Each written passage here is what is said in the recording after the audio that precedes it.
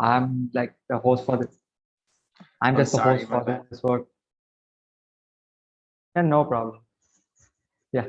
So I'm just the host for this workshop. So it's actually an introduction to Python workshop, and you will be getting to know a basic knowledge of what Python is for who doesn't know Python. Who will those who know Python will just refresh the concept. So anyways, it's going to be a cool workshop. So without wasting much time, let's get started. So what are the requirements for this workshop? Uh, Basically a desktop, even a phone is fine, and then a good network connection because you have to stay to the end, and then the interest to learn. So all these three are basically three important things for the workshop. Yes. So and then there are many IDEs. So since you have to code in Python, you need to have any one of the IDEs so that which is suitable for you to work on.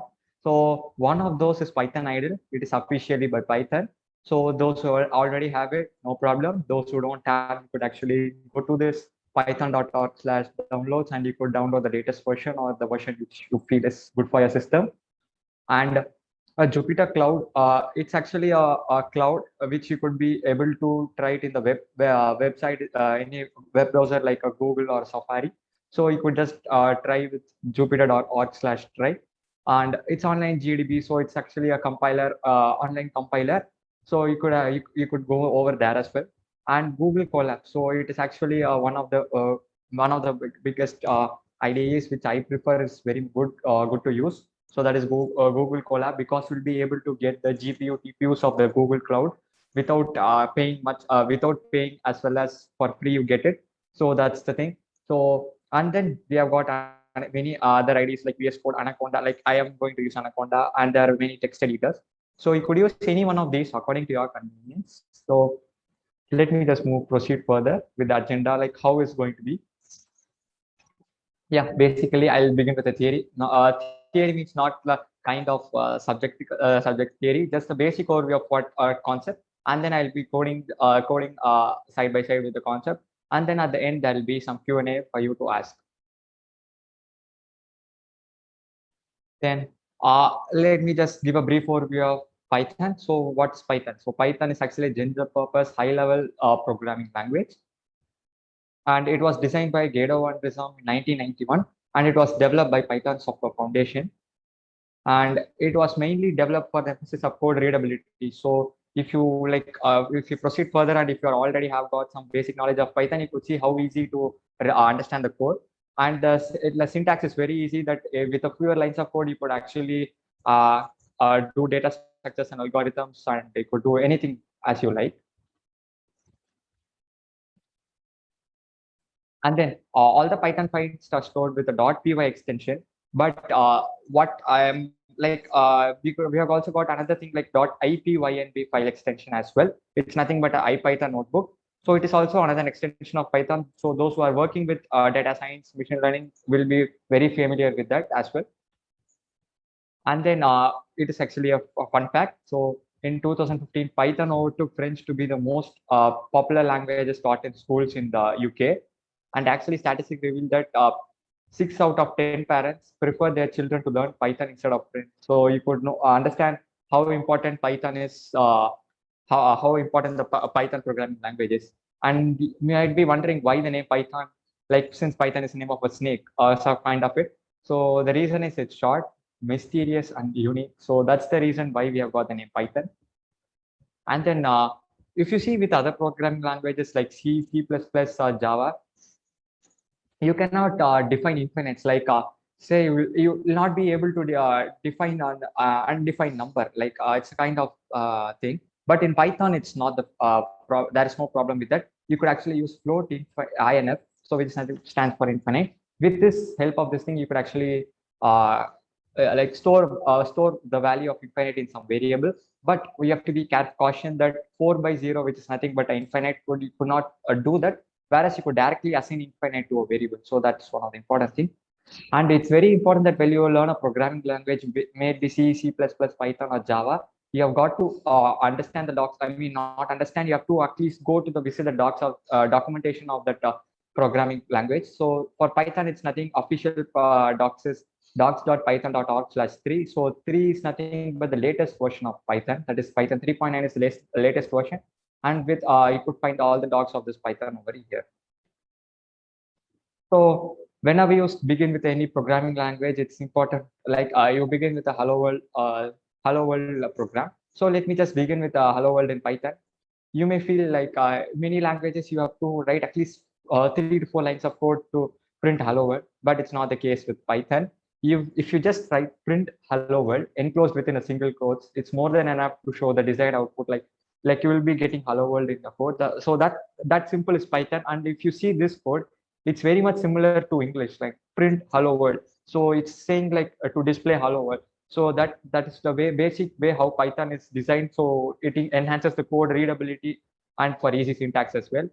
And here we see that this is a statement. So print hello world is the statement. And you could see print is the function.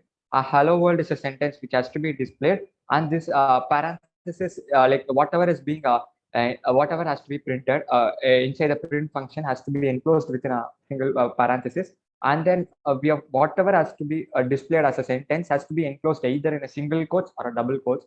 So that is the basic syntax of how Python works. So let me just begin with a coding part as well. So I wanted to be a hands-on session.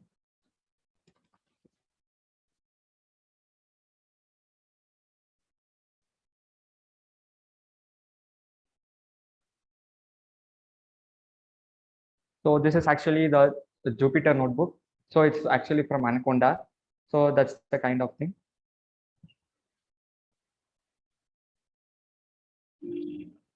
So it's getting loaded.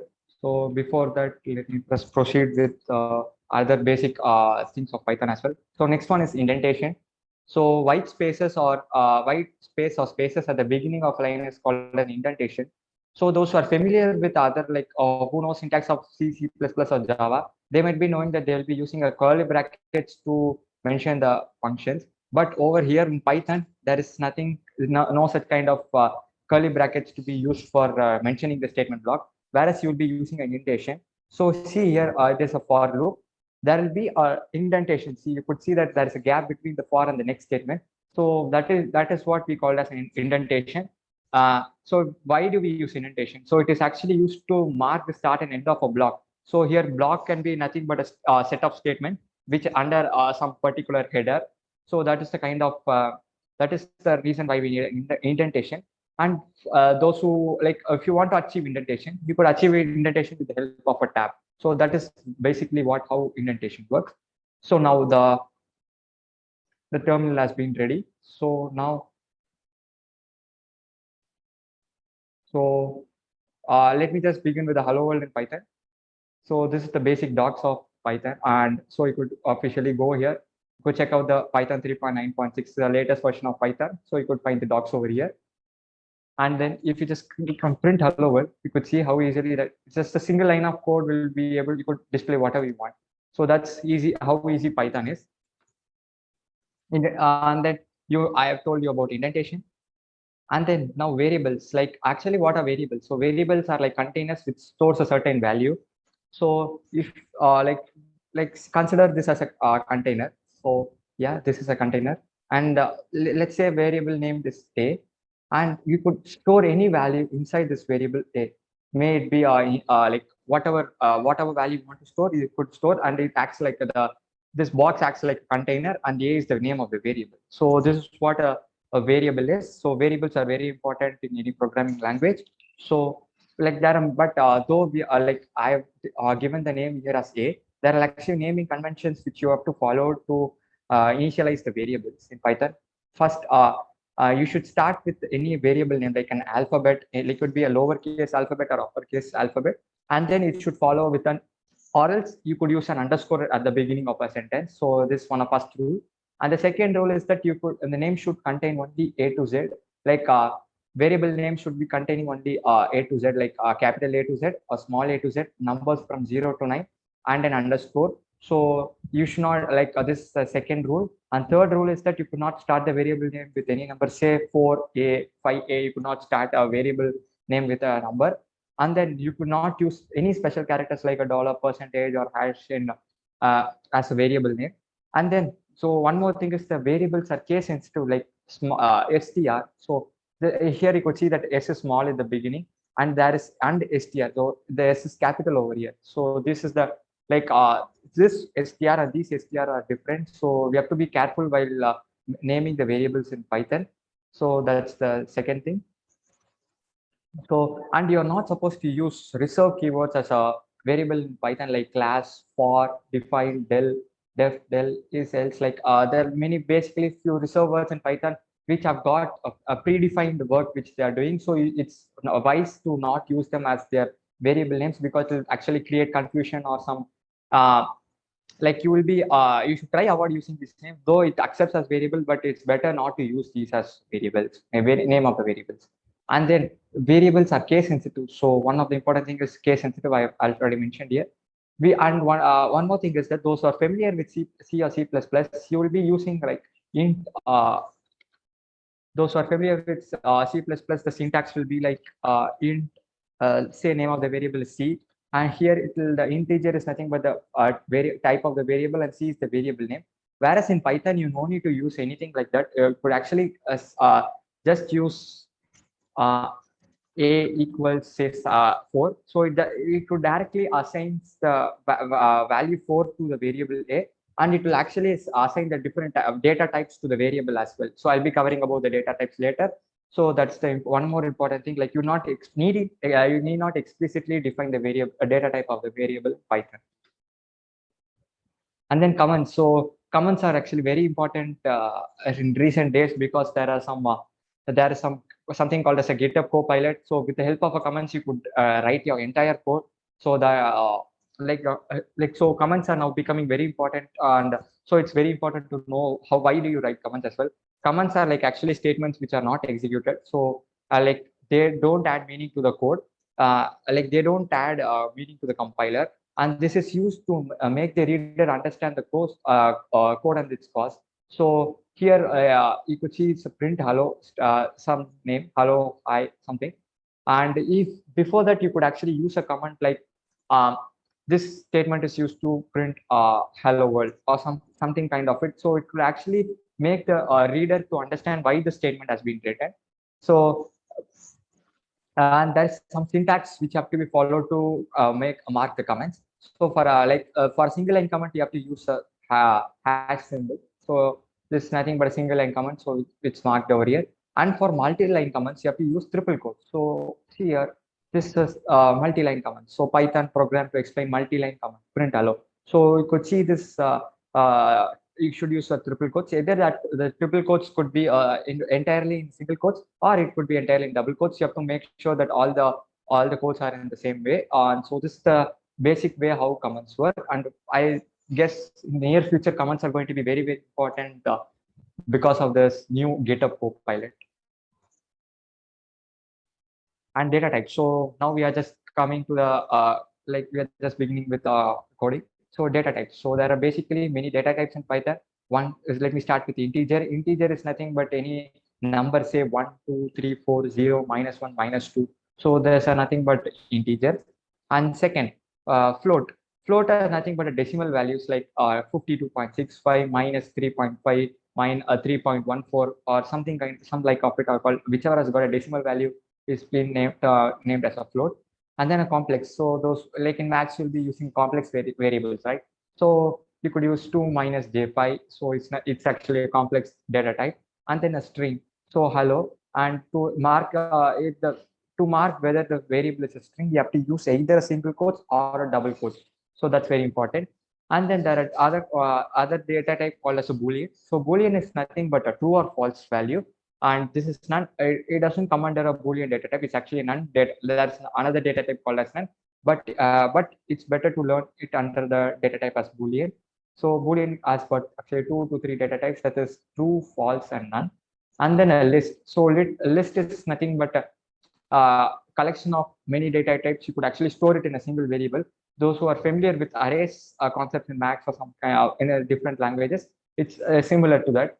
So lists are enclosed, like values inside a list are enclosed within within a square brackets. And one more thing, the list can hold any values of these five data types. Like we could hold values of an integer, float, complex, string, boolean, as well as a list, tuple, range, dictionary set, and so list is like list is a outer data type, and inside the list you could have any data, any elements of any data type. So that is one more important thing regarding list.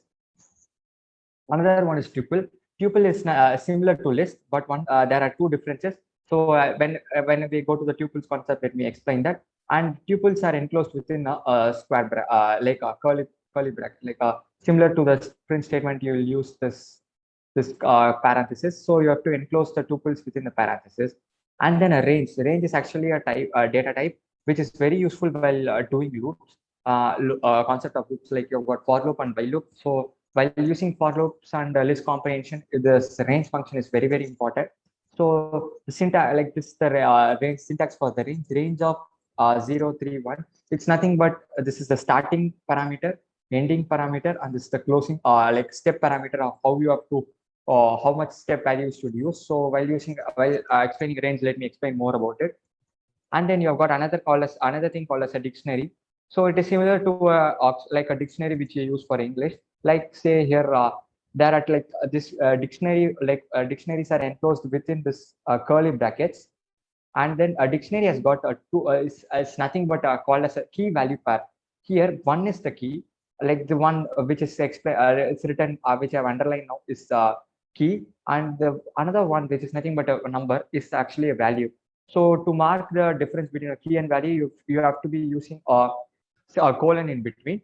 And you could actually this single key value pair, this one, and the other one and the next one, this is again a single key value pair. So this dictionary is nothing but a key value pair, and you enclose it within a parenthesis. And then another thing which you call as a set. So set may look similar to a dictionary because they too use curly brackets, but there are major difference between a set. So between a set and dictionary is that they don't use key value pairs. They actually store values. So 1, 2, 3, and there are like and set has got its own key features. Let me use that. Let me explain it later. And a frozen set. So frozen set is nothing but uh, like it's similar to a tuple, but it is kind of set. So the difference between a set and frozen set is that you could not change the values inside a frozen set, whereas you could alter the values inside a frozen set. Frozen set is not, like the name frozen itself justifies that you could not alter the values and later. So that's the thing between a set and a frozen set, and these are the different data types available in Python. Now, not only these, there are many other data types. So basically, these are the major data types which you have to be familiar. So yeah, while working with this Jupyter notebook or some kind of a Google Colab, you should be very careful with this. So you might be expecting that 2 + 7 9 as well as 2 star 7 to be 14 to be displayed, but you will be able to see only for 14 because you have to like whatever is the last statement that will be printed. So that we have to be very careful regarding that. So now you could see the difference over here. So if you use print for both the statements, you'll be able to view it both. And one more thing, input. So you have to get to get the input from user. Python has got a very simple syntax. So I'll just initializing a variable in inp. Name of the variable is inp, and then equal to sign, and then input. Input is actually a function which will be used to get the input from the user. And then I'm just giving like stating some rule, like I'm giving the user what is the like statement like give input, and I'm just then after getting the input from the user, I'm just printing the output to the user. And one more thing, input directly uses the string data type which will get which string data type. So let me just give an example over here. So I'm just running the cell. To run a cell in a Jupyter notebook or a Google Colab, you have to use shift and enter or else control enter. So that's the basic thing, or else you could use the run button over here as well. So yeah, so give input. So give input, let me say give one. So I'm just displaying one. So that's how input statement works.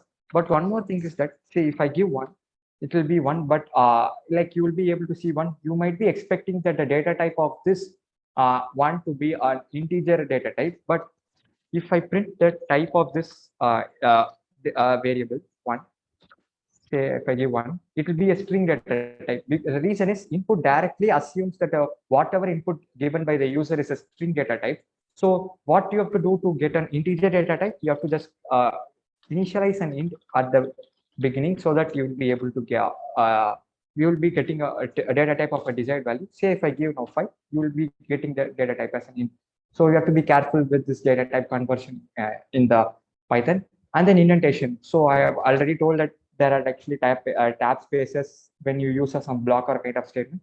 So you could see this gap, which nothing but signifies the indentation in Python. And this is a comment statement. So this is a single line comment, and to show that line of code doesn't get executed.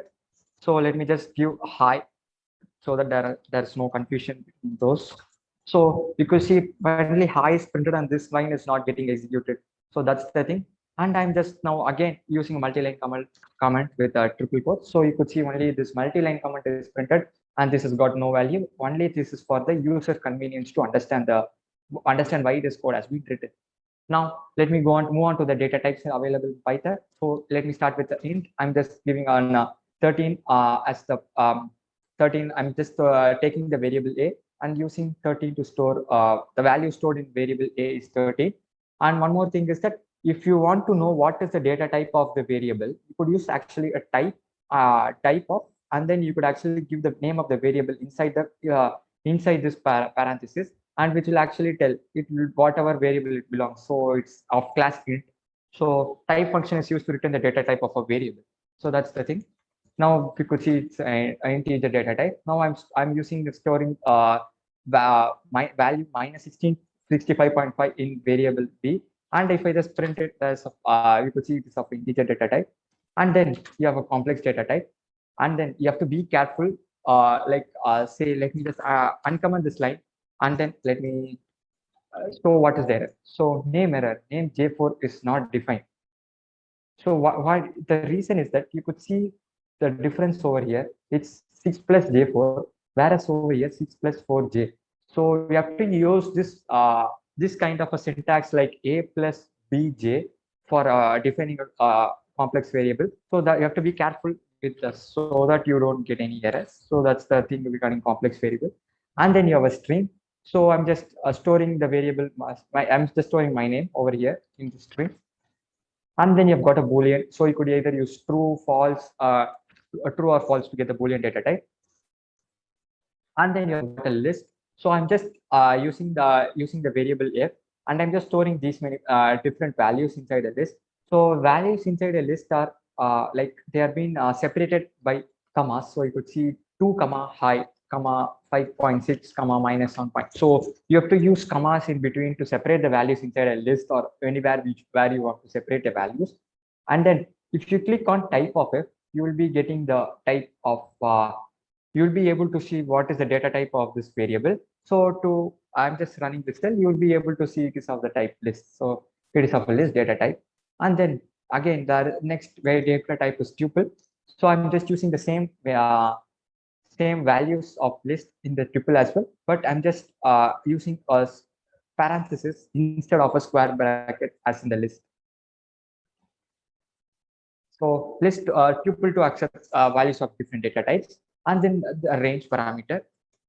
So yeah, so h is the variable, and it's actually a type of the variable which is a range, and actually range accepts 3 parameters I already told: start, stop or end. So on one more thing you have to be careful is end is n minus 1. So if see here it is actually 3, so it will actually take the values starting from um, 0, 1 and 2, and it won't take 3. The reason is that it is end minus 1. So you have to be careful by using range. So whatever value you expect to be printed at the end, you have to specify one value above so that you'll be able to get the desired result. And then a dictionary. So this is actually a dictionary in Python. So this is a key. 0 is the key. There is semicolon in between, and then 0 is the value for this key. And then you have a comma to separate the values. And then and the entire key value pairs are enclosed within this curly brackets. So this signifies that it's a type dictionary. Sorry, I have just removed the comma. Yes, so that's the thing. And there's another data type called as set. It's similar to a dictionary, yet you don't use a key value pair. Just you will be using different values, and then you will be using a frozen set. Okay. So one more thing is that you see, I've just written a print statement over here without any, like, there's no say hi, or I'm not given the I've not specified what variable I have to print. So why I've used this, that you could see there is some blank space over here, right? So this is the reason why I've used this print. And this print is same as using a slash n or a new line character. So the slash n is nothing but escape sequence. So this escape sequence are used when you have to print a new line. Like you have to jump the like you have to skip the control from this line to the next line. So that's the reason why I've used here, and so that's the basic thing. Now let me move on to operators. So we have covered the different data types in Python.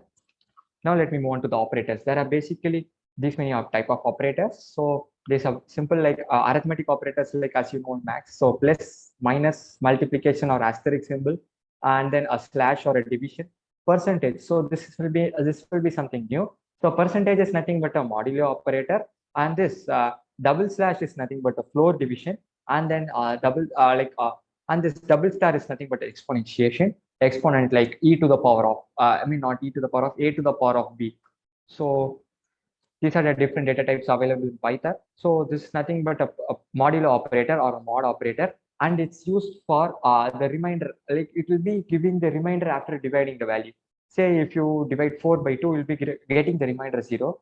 So to get this fetch the remainder, you'll be using this modulo operator, and then exponentiation, you'll be using this power 2 to the power of 3. So for in that cases, you have to be using this double star operator, and then double asterisk operator, double star operator, and this floor division, it actually divides and rounds down to the nearest integer. So let me just show that so that you will be getting familiarized with what are the different data types and what I mean. So just nothing but addition, arithmetic operator plus. So plus addition, this subtraction. So 1 plus 3, 4, 2 minus 6 minus 4. This multiplication operator, 2 to the power of 5. 2 into 5 is 10. And then you have got a normal division. So print 10 by 2. So I'm and this is the operator, like this is where we are performing the operation. But one more thing you have to be the sentence I've used here is print type of 10 by 2. The reason is that you have to be knowing that whenever you are using division operator, the uh, the value like or value or the type of uh, the type written will be of a float data type. So if you want to convert it into data type, you have to explicitly specify that. So that is the reason. That's why you have to be careful while using float division data type. And then this modulo operator or mod operator, and it will be giving the remainder of the division. So 10 by 3 is nothing but like you'll be getting a remainder of 1, because 3 like 10 to 10 minus 9, it will be like 1. So that will be this the remainder will be written by this modulo operator. And then this is a floor division. So 10 floor division 3, like 10, you will be getting the quotient when we perform this operation is 3.3333 something. So, but we got only 3. So float rounds off to the, it just rounds off and gives the value. And then the next one is exponentiation. So you know the 2 to the power of 5 is 32. So to to achieve that, you have to be using this double star operator. And one more thing. So you have to be very careful while using this. 4 by 0 is nothing but infinite. I already told that you could actually define infinites in Python, but when you use this one, you will not be like if you try to store this infinite value inside a variable, you'll be actually getting an error. So it will be 0 division error. So division by 0, because it's it's not it's not valid to use 10 by 0. So that's the reason why I not to use this division by 0, and you have to be careful with the division by 0 errors. So the next type of operator is the comparison operator. So that is nothing but double equal to, and then not equal to, which is nothing but exclamatory mark and then equals. So greater than, less than, greater than or equal to, and less than or equal to. So let me just show what does that mean. So comparison operator actually this double equal to returns a Boolean value. Like it's actually checks whether the LHS is same as RHS. So min max you will be using this LHS and RHS. So left hand side it's equal to right hand side. So we know that 5 is not equal to 4. So it will be returning a false. So in this one, this is not equal to operator. So it's nothing but exclamatory mark followed by a comma. So print 5 not equal to 4 checks whether LHS and RHS is not same. So it will be true. And then you will be having this greater than operator, print 5 greater than 4, which is true. And then you will be getting the true, like a Boolean value true. And then this is 5 less than 4. This false because 5 is not less than 4, 5 is greater than 4. And this greater than or equal to operator, less than or equal to operator, both are the same way. And here you could see this 4 is less than or equal to 4, which is true. So you get this true part. An assignment or in place operator. This another important kind of an operator available in Python. So assignment operator is nothing but equal to. Assignment operator is equal to, and then you have got this in place operator. In place operator is nothing but you've got all, like you should actually use all these arithmetic data types. Could actually use all the arithmetic data types followed by a comma. I mean, not followed by an equal to. So it is it's better to show it in the like working how it works, so that you'll get a clear understanding of assignment operator. So a equals 5. We are actually assigning the value 5 to the variable a. So it's actually an assignment. We are assigning the value 5 to the variable a. Hence we call it as assignment operator. And here we are actually printing the value of it. So print a here equal to acts as assignment operator. And then you have got this in place operator. So I told you, like you could use any you could use any of these plus, minus, any of the arithmetic operator followed by an equal to. So that's the reason. That's the way how it works. And when you see initial value of a is 5, which is actually stored here, but the final value is changed to 6. The reason is that here this a equals a plus 1 is same as writing a equals a plus 1. So this is the in place operator, actually called a shorthand operator as well. So you could actually write a plus equals 1 and not write a equals a plus 1. So it will be useful when you write long many lines of code, and it will be easy to use the in place operator. And then now we have got this unary operator. Unary operator is nothing but a minus or negation. So print minus a, here the value of a is 6. So print minus a we will be getting it as minus 6. So that's the basic overview of this unary operator, assignment and in place operator. And then next, let me move on to the bitwise operator. So there are the different bitwise operator or is nothing but a double pipe symbol. So it will be above this enter symbol in your keyboard, and then this or, which is nothing but exponent, which is nothing but it's a number 6 in your keyboard, and then it's the negation operator, not operator. It's nothing but a TD symbol, and it will be above this tab or under their escape sequence, escape key in your keyboard. So let me show how bitwise operators work. So bitwise and returns 1 if both the bits are true. Like if returns 1 if both the bits are 1, else 0. So bitwise it's better, like you could learn this bitwise operator from this reference link. I'll be giving you this entire code of what it works. So while at that time you could actually use this reference link. Because this bitwise operators are very important, like when you come to competitive programming, and you have to learn by like it's above this, beyond the scope of this workshop. So it's better you learn by yourself. So but I'll just giving you like basically showing you what are the outputs which will be giving. So initially I'm using the variable a and storing it as 10, and b and using storing the variable b and storing the value 4 inside it. And then for 10 for the variable for the value 10, the equivalent like this ones or 0 value is 1010. So and for a 4 it's 0100. So it's actually nothing but division by 2. So it's like you have to, it's actually some kind of mathematical calculation of how we achieve this 10100100. And then so to perform bitwise AND operation, I just use a ampersand b, and bitwise OR operator a tilde b, and then bitwise not, I'm just negating the value of a, and OR operator, which is nothing but an like kind of an exponentiation kind of operator. So when I just run it, you'll be getting this output like how you will be getting this output as 0, 14, -7, and 14. It's better to learn from this reference link because it will be giving a clear idea of how it works. And then there's left shift and right shift operator. So it is also called as bitwise left and bitwise right shift operators. So shifts the bit of the bit towards the right of the result. Similar effect as even this is very important when you come to competitive programming, and you could find the same inside this reference link as well. So it's better to go to that reference link and then you just work it because it's beyond the scope of this workshop. So and logical operators. So now the different logical operators actually and or and not. So there are only three logical operators. So logical and operator. So it's you could see here bitwise and so returns one if both the bits are one. So it's similar to it. So since both the bits are one, it returns one. So if I just change any one to zero, it will be getting zero. So this is a bitwise and operator and logical or operator. So like if either of these values is one, it will be returning a one.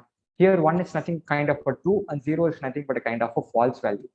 So 0 or 1 will return 1 because any one of the values 1. So but 0 comma 0 or 0 will return 0 because both the values are false, kind of false as 0.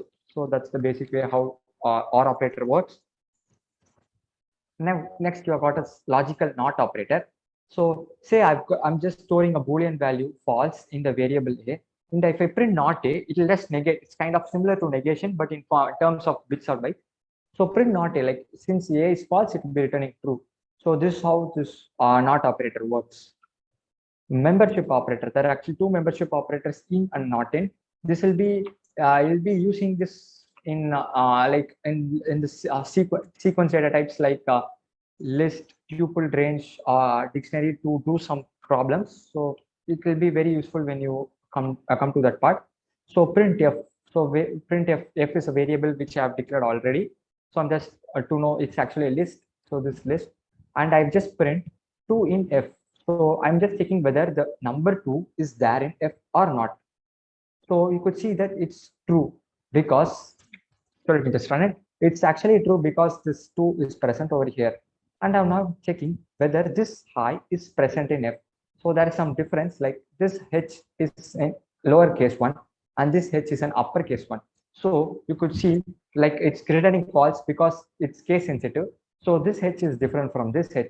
So that's the reason why you get a false over here. So this is how in operator works. And similarly, I'm just checking whether 2 is not there in f or not. 2 not in f checks whether what it does is it checks whether this value 2 is not there in this list or not, but actually it's present, so it will be returning a false value. So that is how this membership operator works. The next operator is an identity operator. So identity operator is nothing but is and is not operator. So is operator returns true if operands on both sides of the operator point to the same object and false otherwise. So like see if A is B returns 1, then like say if you just execute this code, if like print A is B, if it returns 1, which is nothing but a true, then you could understand that this ID of A is same as ID of B. ID is nothing but a reference. Like so we actually store this inside a variable A, right? This list inside a variable A. But inside the working of a compiler, there'll be a reference to this variable, I mean not reference to an ID to a variable. Say it will be starting from 0xf, so some kind of hexadecimal integer. So if this both point to the same ID, then it will be returning true. If both IDs are false, it will not. If they don't, those two variables don't point to the same ID, it will be returning a false. Here I'm just defining a variable A with a variable A with a list which has got values 1, 4, and 5, and then a variable B which is a list, again a list with the values 1, 4, and 5. But we could see that if I used print A is B, it returns a false. The reason is that this ID of A and this ID of A don't point to the same object or same ID. Hence, we get this false variable. And similarly, is not operator. It just checks whether they don't point to the same object. Like say, if instead of is, if I use print A is not B, then you will be getting a true because they don't point to the same object. Whereas if I define something this way, say if A equals 145, list 145, but I'm just directly assigning the variable B with the values of list A. Now, if I just assign this kind of way, they won't point to the same variable. Hence, you will be getting a true value. So this is very important when it comes to list. Like mainly it will be used in lists because there is some concept called as cloning and aliasing. So it will be like somewhat confusing at the beginning. So better to when I cover when I just moving into list, you will be able to know about that.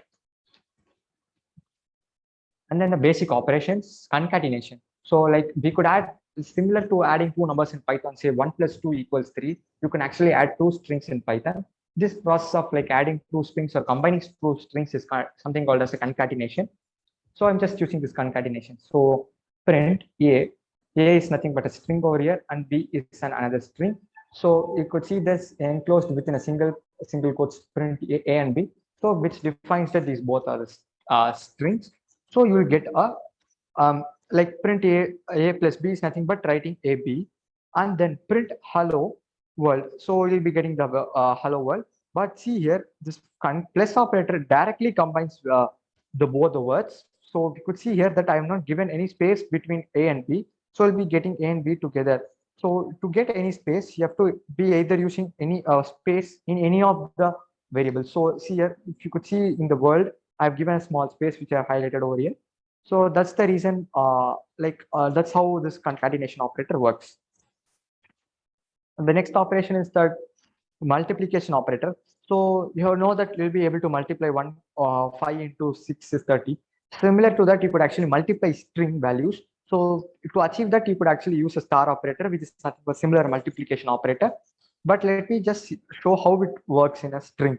So print hi star 3. So what is this actually? Hi star 3 will print hi thrice. So you could see here it's printed thrice. Hi without a space because I haven't explicitly given any space there. So that's the reason it's like this. So print visiton star 5. So it will be visiton will be printed 5 times, but you have to I've given a space over here, so you'll be getting a space.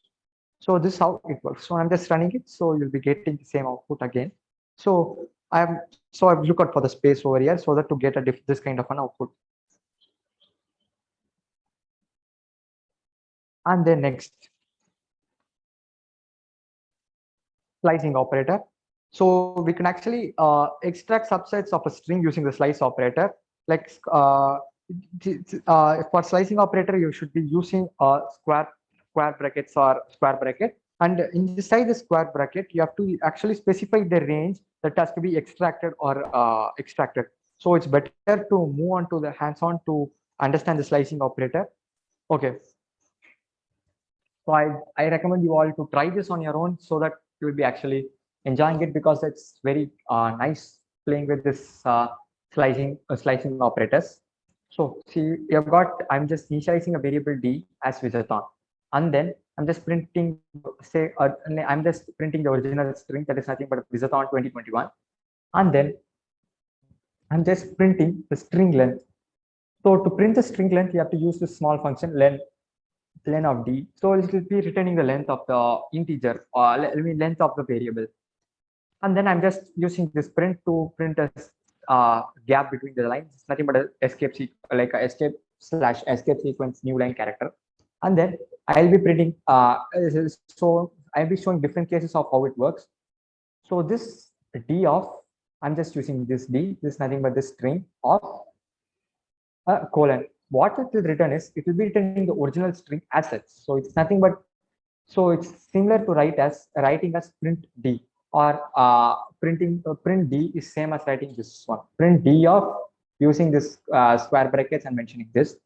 And then in case 2, I'm just mentioning print D of, I'm just using 2 colons. So I'm just using 2 colons, and then I'm giving a -1. What is the meaning is that we'll be actually reversing the entire string as such, and will be printing like it will be printing 1202 space NO. So see here 1202 n space NO. So it will be actually reversing the string, and then you will be having another. So this is actually a kind of method to reverse a string. One of the methods to reverse a string, and then case 3. So I'm just printing 0 of 0 to 4. So I've written here 0 to 4. What it specifies is that I am accessing the variables from 0th index to the 4th index. 4th index -1, because the ending in Python is always -1.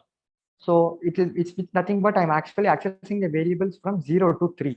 And one more thing to be noticed in Python is that indexing always begins from 0. So what does it mean?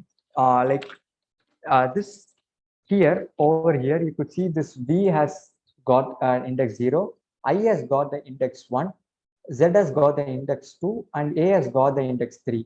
So since it's 0 to 4, it will be printing the values from the index 0 to 3. So it's similar to then you will be getting, if I just execute this statement, I'll be getting visa. So VIZA. So that's how this works. And then in the last case, so it might be looking somewhat different. So it's nothing but until now we have seen positive indexing, like this positive, this is reversing a string. So this is a positive indexing, this is a positive indexing. Here we'll come into a negative indexing. How negative indexing works in Python is that if you consider from this end, so negative index starts from the reverse. So this one has got the indexing -1, and this 2 has got the indexing -2. This 0 has got the index -3, and this 2 has got the index -4, and so on. So this is how negative indexing works. So how what I'm just doing is that I'm starting from -1, which is nothing but this one, printing up till -5, meaning that it's nothing but -4, and I'm just giving -1 so that I have to be able to go to the reverse direction. So it will be able to printing this one, case 4. So I'm just executing this. So we'll be getting this number alone in the reversed format. So yeah, and next type conversion. Okay, so let me move on to the type conversion as well. So it's similar to what you'll be knowing, you know that you will there be different data types in Python, like int, long, float, string. If you just explicitly give this, it's nothing but simply called as type conversion or typecasting. So what this does, this converts x into an integer, and x is nothing but a variable over here. So it will actually convert the variable x to an integer. So this is basically the similar to what different data types. So there are two different things, which is nothing but the odd of x and char of x. So converts a single character. Say if I have a character capital R, say I've got the character capital A. What it does is, so if this is a character capital A, then this corresponding ASCII value will be returned. So if I write OR of capital A, then I'll be getting I'm not sure about the ASCII value of capital A. I'm sure about the capital ASCII value of small a, which is nothing but 65. So 65 will be returned over here. So this char of x, which is nothing but a reverse of what it does. So if I give char of 65, this small a will be returned. So this char or then char operators are very important, like when you perform some string methods like in comparative programming. So that's the way how this works. So let me just show it in practice. So print type of 4. So here I'm just using a string, single quotes. So it will be of a string data type. And again, I'm just converting the string into an integer data type. So you could see that I'm actually explicitly specifying that int. Like I'm just explicitly converting it to an int, and I convert it to integer data type. So in this way, you could actually convert from any data type, but please read this statement. You'll be getting a lot of errors because at beginning it'd be difficult to understand why you are getting that error, but it will be fun when you try and get those errors and if you overcome those errors as well. And so out of A, so this capital A has got the value 65. So I'm sorry. So then capital A has got the value 65. So odd of capital A will return the ASCII corresponding ASCII value, which is nothing but a 65, and like returns the corresponding ASCII value of the character. And you should actually give a single character alone, not a string variable. So here single character is A. A is a single character, so we'll be getting 65. This is the ASCII value of capital A. And then if you give char of 65, you will be getting a capital A again. So it is nothing but the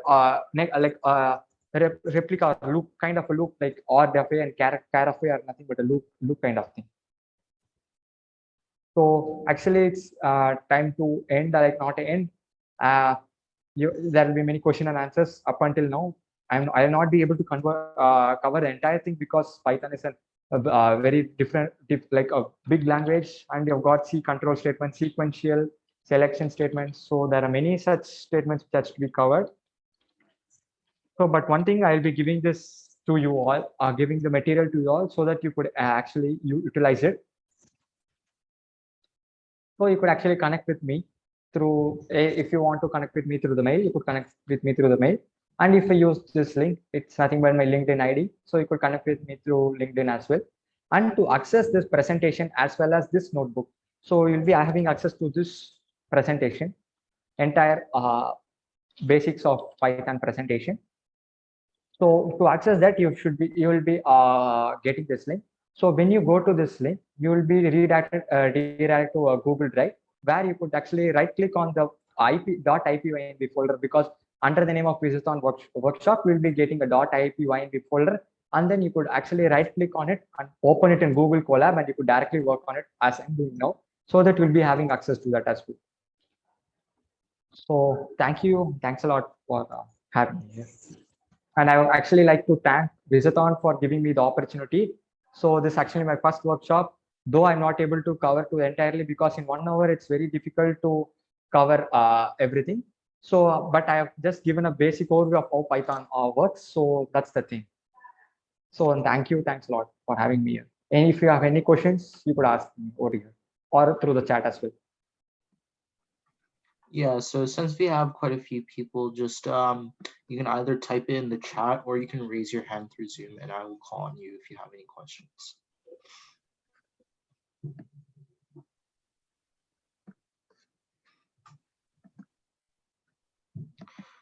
So I'm just going to address like something that a lot of people ask me. So the recording of this workshop should be available through the Hacker Guide if you want to refer to that.